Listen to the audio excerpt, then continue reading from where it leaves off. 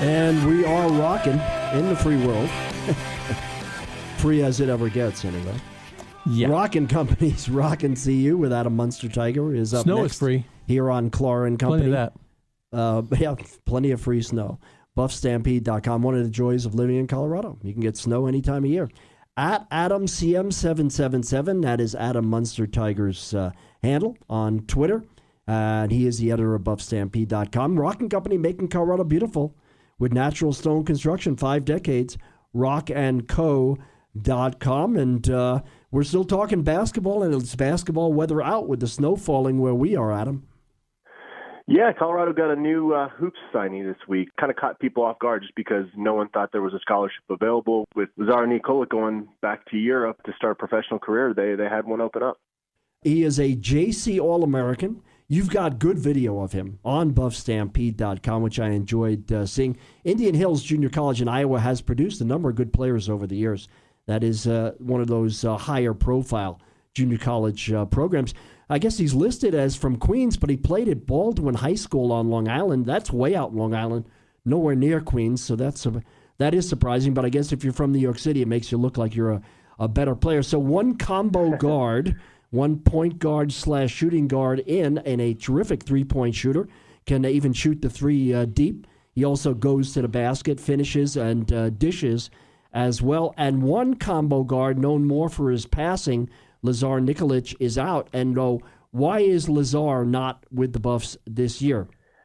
Yeah, so apparently he had some agents in his ear back in Europe, and it was a tough decision for him. This is something that he had mulled over since the end of the season and only came to a final decision here pretty recently. So, it was smart of Tad Boyle and his staff to keep a couple irons in the fire and getting Shane Gatling on board was big to replace him. Boyle was higher on Lazar Nikolic than a lot of us that cover the program. Boyle talked a lot about how he thought that Nikolic had a lot more potential than what he showed on the court as a freshman.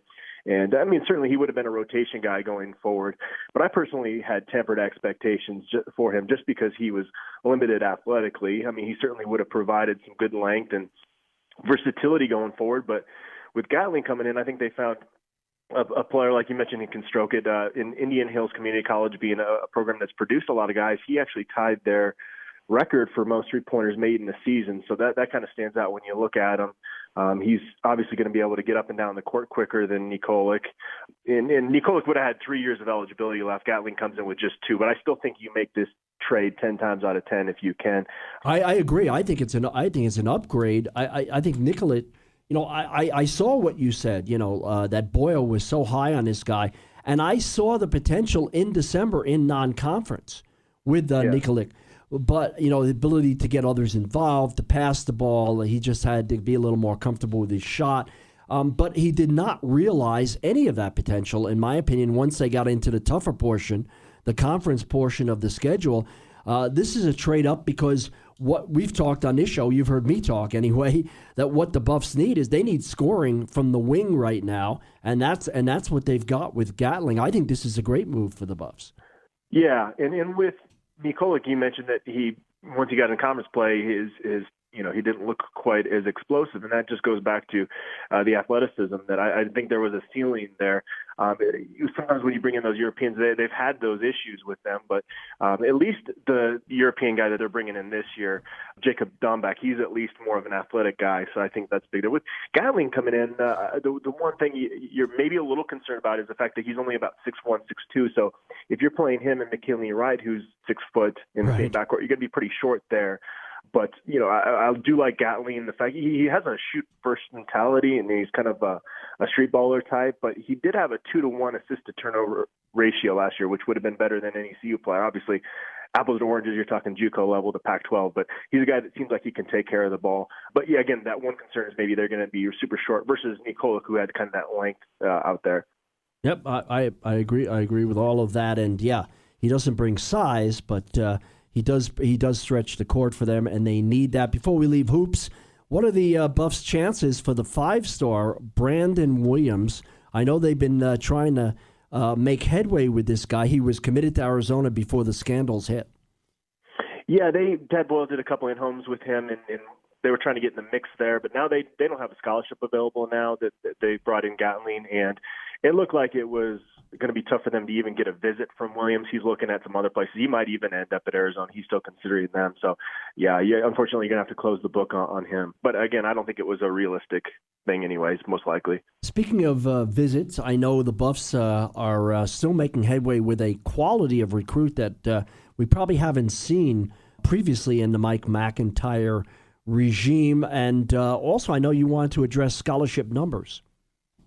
Well, yeah, they are going to be able to have their first official visit weekend next weekend at Colorado. They've already got 4 blue-chip recruits and 2 3-star prospects lined up. They're all defensive prospects.